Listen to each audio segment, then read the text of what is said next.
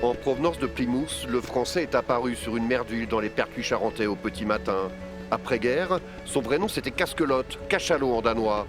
Il ravitaillait alors les Groenlandais pendant un temps. Plus tard, il fera du cinéma en Angleterre, mais c'est bien sûr en hommage au bateau de Charcot, qui en 1903 partait en expédition au pôle Sud, que cet ancien bateau de travail a été rebaptisé à son arrivée à Saint-Malo en 2018.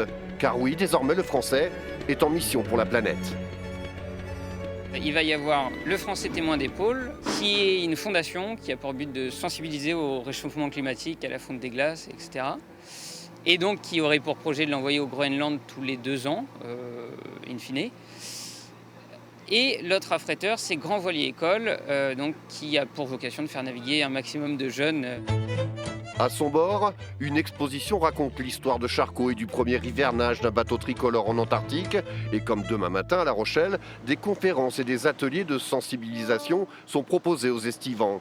Mais dans sa nouvelle vie, le Français s'est donc également assigné la noble tâche de former des jeunes à la marine à voile.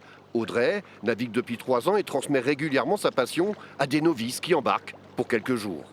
Au début, ils sont perdus avec tous les cordes qui se baladent partout. Et, Trop de ficelles. Trop de ficelles. Et en fait, après, ils savent que c'est des bouts et ils comprennent un peu à quoi ça sert. C'est assez simple finalement. C'est juste magnifique et c'est une chance juste incroyable d'être sur un bateau comme ça. Il est unique en France et enfin voilà, on est bien heureux. Le Français est en escale jusqu'au 27 août à La Rochelle. Embarquement immédiat pour un voyage polaire dans les Pertuis charentais.